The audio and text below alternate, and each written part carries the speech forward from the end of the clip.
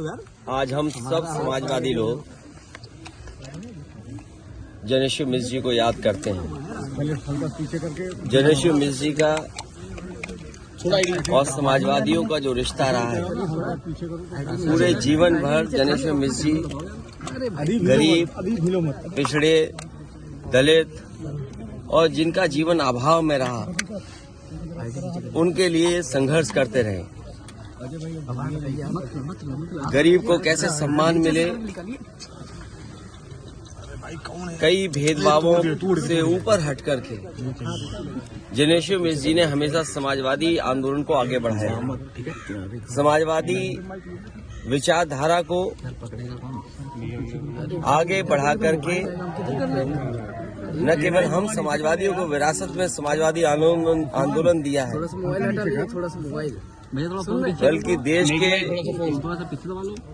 खुशहाली के रास्ते के लिए भी उन्होंने हमेशा समाजवादियों को आगे बढ़ने के लिए और कैसे आगे बढ़े समाजवादी आंदोलन, उसके लिए हमेशा प्रयास करते रहे।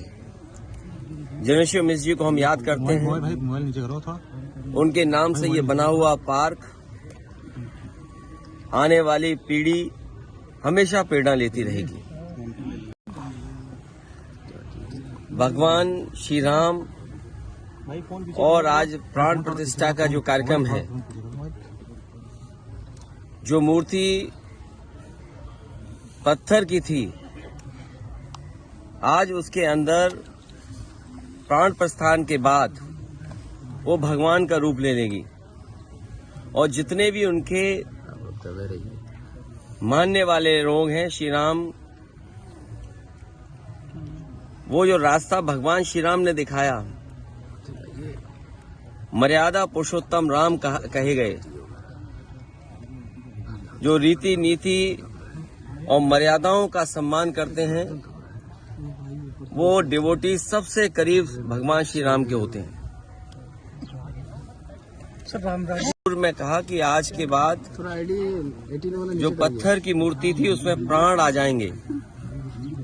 हम सब उनको उसी भाव से देखेंगे कि वो जिसमें हम साधना करेंगे। अब हमें उम्मीद है कि समाज और देश, जो मर्यादा पुरुषोत्तम जी ने राम राज्य की कल्पना की थी, जहाँ गरीब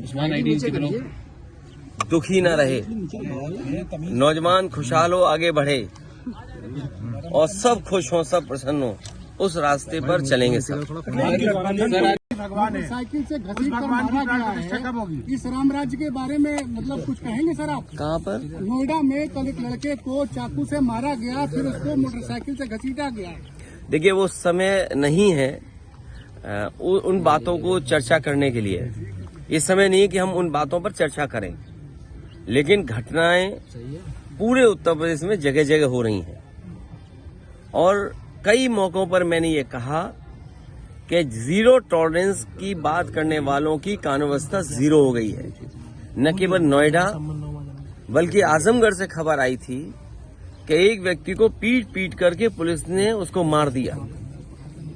तो जो प्रदेश कस्टोडियल डेथ में नंबर 1 हो, माताएं बहनें सबसे ज्यादा असुरक्षित हो, बेरोजगारी बड़े पैमाने पर, घर घर में बेरोजगार बैठे हों, तो सोचिए हमें किस रास्ते पे चलना होगा। सर, गठबंधन को लेकर क्या बात है? अब छोड़िए,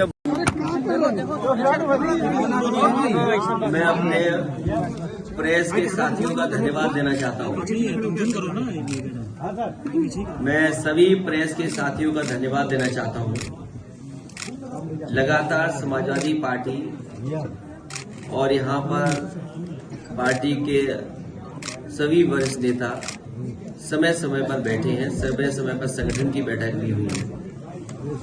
आज ये महत्वपूर्ण बैठक भी है जिसमें बहुत सारे समाजवादी वरिष्ठ नेता जो पूर्व में लोकसभा में रहे, विधायक रहे या एमएलसी रहे, उनके बीच में बैठक हुई है। कुछ बातों पर चर्चा की है हम लोगों ने। आने वाले समय में 26 तारीख को गणतंत्र दिवस जब मन रहा होगा, पूरा देश मनाएगा, तो हमारी पार्टी का पूरा संगठन गांव स्तर पर इस कार्यक्रम का आयोजन करेगी। पूर्व में भी समाजवादी पार्टी गणतंत्र दिवस के दिन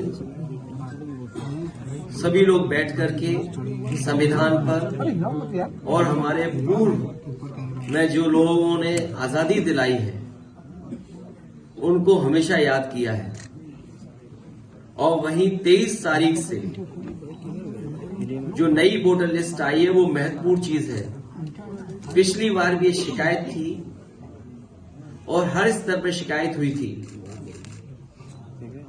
कि इलेक्शन कमीशन और बीजेपी ने मिलकर के खासकर जानबूझ करके वोटर लिस्ट में गड़बड़ियां की थी और गड़बड़ियों की शिकायत भी हुई। उन शिकायतों का निराकरण नहीं हुआ। मुझे याद है इलेक्शन कमीशन ने नोटिस दिया था समाजवादी पार्टी को कि आपने किस आधार पर कहा है कि समाजवादी पार्टी के वोट काटे गए हैं। उस समय संगठन के लोगों से और पार्टी के लीडर्स ने हमें एक सूची दी थी जिसमें 18,000 वोट जो 2022 में डिलीट कर दिए गए थे।